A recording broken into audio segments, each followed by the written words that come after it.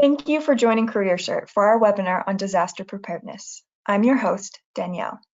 Here at CareerCert, we are passionate about creating innovative training focused on helping first responders and medical providers improve outcomes.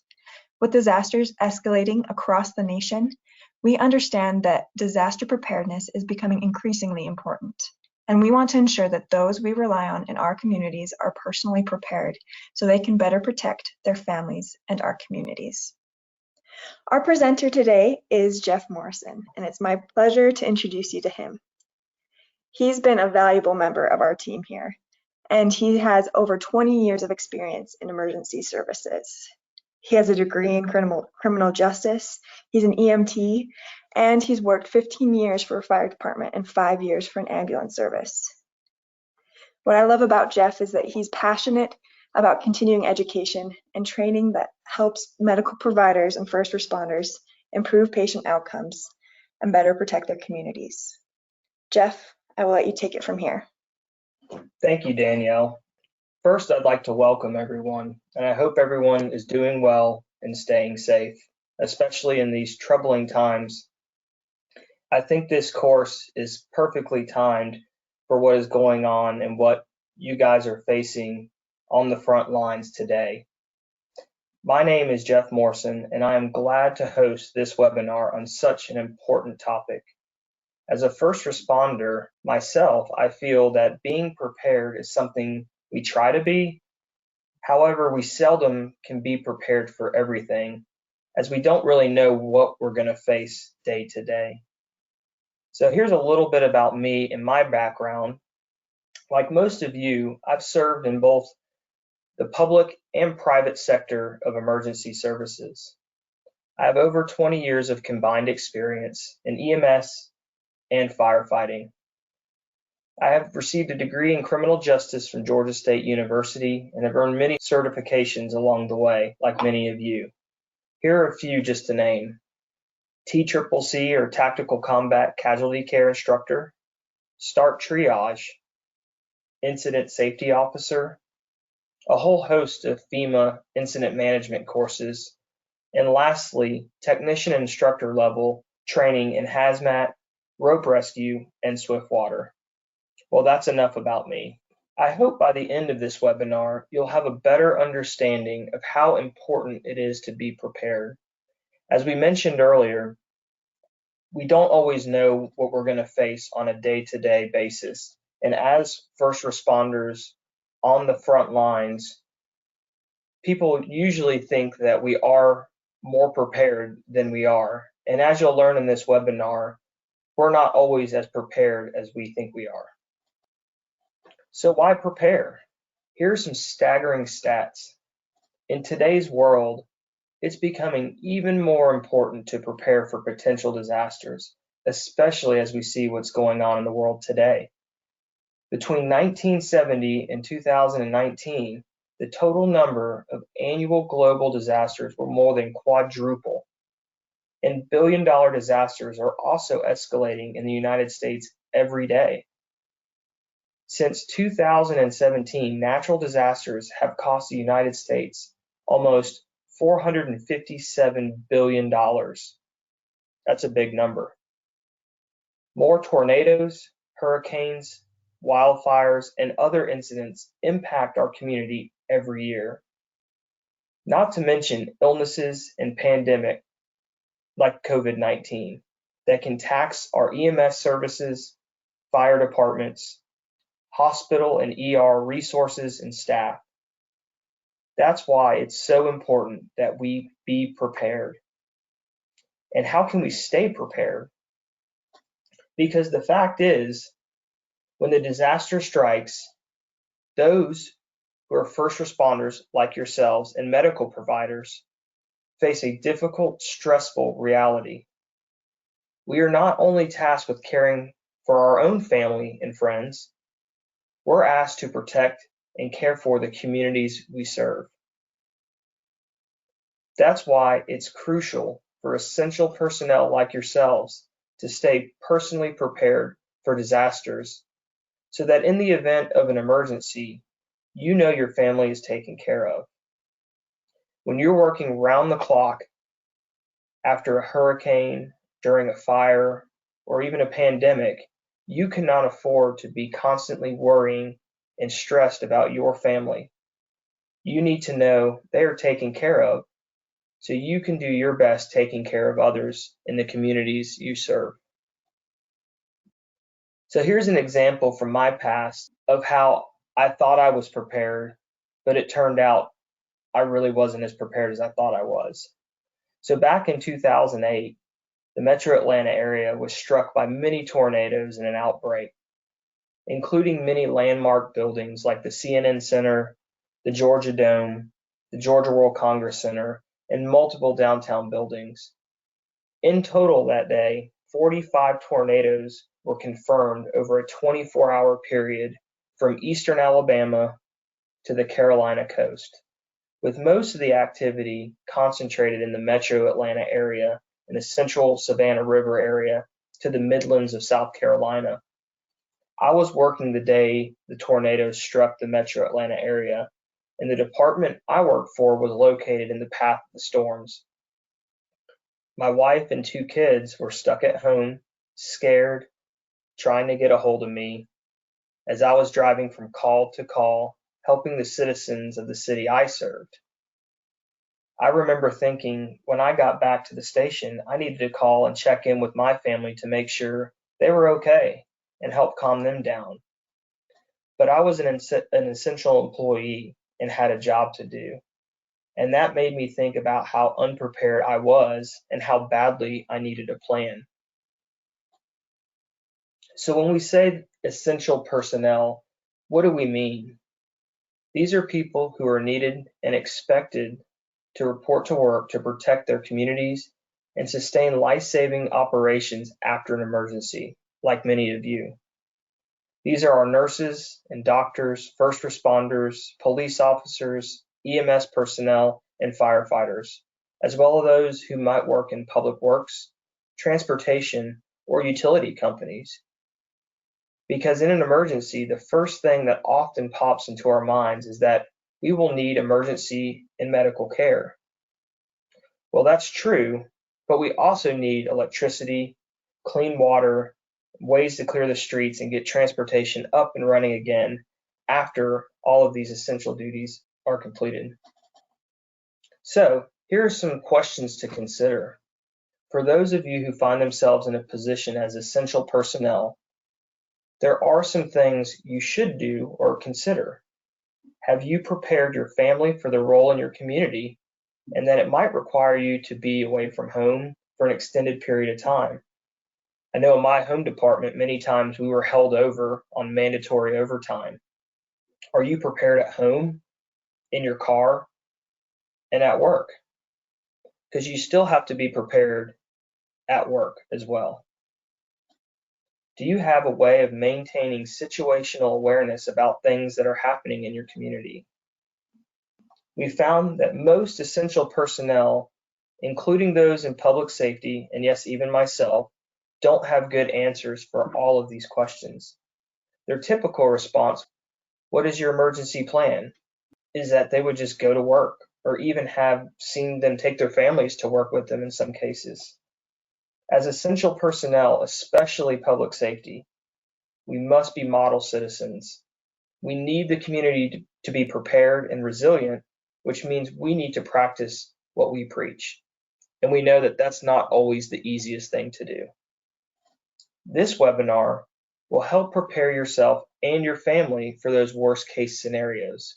We don't all need to be preppers, but we all do need to have a plan and be resilient. So what is an emergency plan and what needs to be included in it? Essential personnel should ensure their own basic needs are addressed first before they can be expected to meet the needs of others in a disaster. A critical step in the process is ensuring your family is safe and taken care of. That was certainly the case for me back in 2008 with the tornadoes.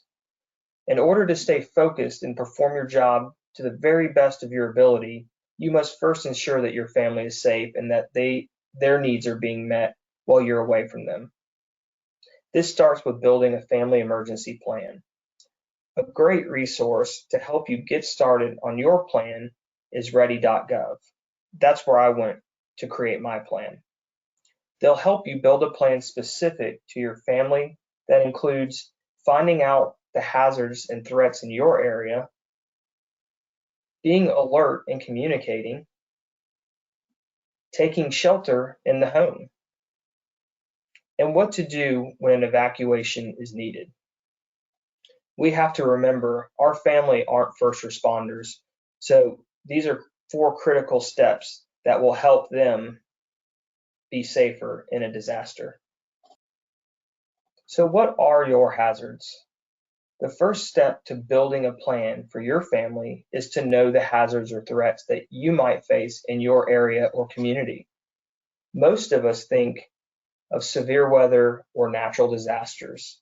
The common ones are thunderstorms, flooding, tornado, up in the Northeast, maybe snowstorms and blizzards, hurricanes, maybe in the Western earthquakes, and wildfires. But your area may also face more man-made threats like transportation-related incidents, chemical accidents, cyber attacks, and many others. The easiest way to find out the hazards and threats in your area is to reach out to your local emergency management office. Most of them publish the area's top hazards and threats on their website so that the community can effectively plan for emergencies that face their specific community. However, you don't have to know all the hazards and threats in your area to be prepared for them. Your community uses an approach that you can now also use. It's called an all hazards preparedness. Instead of having a separate plan for each threat or hazard, like a tornado or a flood or a blizzard, they have plans for power outages, mass casualty incidents, sheltering, and emergency notifications. And all hazards preparedness is basically balling that up and being prepared for anything that may come your way. Now we'll help you walk through the major plan sections that you'll need to think about for your family. Preparing and practicing. The information your plan needs will be specific to your family and your situation. However, some of the basic items to address in any plan is communication, sheltering, and evacuation. And I know you're probably thinking that you don't have time to create a detailed emergency plan from scratch. We get it. You're all busy. Your EMTs, your firefighters, nurses, doctors, and paramedics. You don't have time for that. The good news is we don't have to reinvent the wheel. If you aren't sure where to start, begin with the preparedness wizard created by the National Centers for Disaster Preparedness. You can see the link to the website on the slide. This is a great tool for walking you through the process on how to build a detailed emergency plan. It will make that process a whole lot easier. The wizard will help you think about the major things that you need to do to prepare your family. Think of it as a research project that will then help you assess your situation and then make a plan to meet your specific needs. But let's remember, let's not overlook the essentials. Have multiple emergency kits accessible in your car, throughout your home, and along with emergency food and water sources. Your family should not be worried about food, water, or shelter when a disaster hits. And once you have a plan in place, be sure to communicate it with your family or anyone it could impact. For example, in addition to your family, if your plan relies on extended family members or friends, make sure they know the plan. It is important to make sure you keep the plan simple, that is easy to remember and easy to activate. Put it in a format that can be stored on a phone as a picture. Put a copy on a cloud storage site that can easily be accessed or shared. And if people need printed copies, you can do that too. One of the biggest reasons plans fail is because they aren't effectively shared or communicated. Part of that effective communication is to make sure everyone in your family is aware of an emergency. Every member of your family who has a phone or personal device should download the Red Cross or any other emergency app that sends you notifications about important community information. Especially in light of what we're facing now, we would like to get information as quickly as possible. Let's also remember to create a check-in system for what your family should do once they receive an alert, so you're all on the same page. In addition, be sure to take time to practice your plan, whether that is asking your kids questions over the dinner table or performing actual drills. Make practicing a routine part of your family's life. This will help your family in an emergency situation feel less afraid or uncertain because they know what the plan is and they know what to do. I know that certainly would have helped my family. In the end, this will not only help protect your family, but also help you better do your job when a disaster strikes. Our webinar today could only cover a small portion of how essential personnel can prepare for disasters. That's why we've developed a 5-part course to help you be at your best even when things are at their worst. These courses can be accessed on careercert.com and include personal preparedness for essential employees, and that's a little bit about what we just covered, healthcare coalitions and their role in the community, ripple effect, the impact of a contained event, drills and exercises, taking them seriously, and lastly, recovery, the long-term community impact. The first course covers much of what we talked about today. It is designed to help you understand what it means to be essential, how to prepare for the impact that it could have on your family, and how to ensure you are always prepared to help your community. It will provide you with tools and activities to build their emergency preparedness plan. The second course looks at the history, function, and membership of the Healthcare Coalition. This course will provide you with tools and activities to increase your understanding of the different roles that healthcare coalitions perform. Our third course, the ripple effect, uses a scenario to walk through how what was thought to be a contained event has significantly impact on the surrounding community and region. The purpose of this course is to help you discover how different decisions can impact the event and its ripples. Our fourth course, drills and exercises, highlights the roles these play and how communities prepare for, respond to, and recover from large events, emergencies, and disasters. This course and its activities will help you understand the difference between the types of drills or exercises you may be asked to participate in. Our last disaster preparedness course focuses on the recovery phase of a disaster. Often, we are prepared for what to expect during a disaster, but what about the demands the community faces as it tries to return to normal? This course will give students a high-level overview of the many different facets of the recovery process. So in conclusion, more and more, it's not a question of if a disaster will hit, it's when. Whether it's a neighboring community in your state or even your hometown, you and your family will likely personally experience the effects of a disaster. So it's time to prepare. Create a family plan, create emergency kits for your car, your children's lockers at school, your home, and even your work.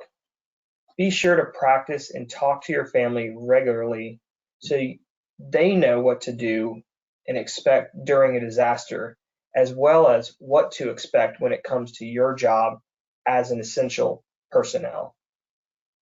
As an essential personnel, prepare them for you being away from home. Prepare them for what may come so that when the time does come, you can better protect your community knowing they are safe at home. For a more in-depth view of disaster preparedness, visit careercert.com to explore our courses.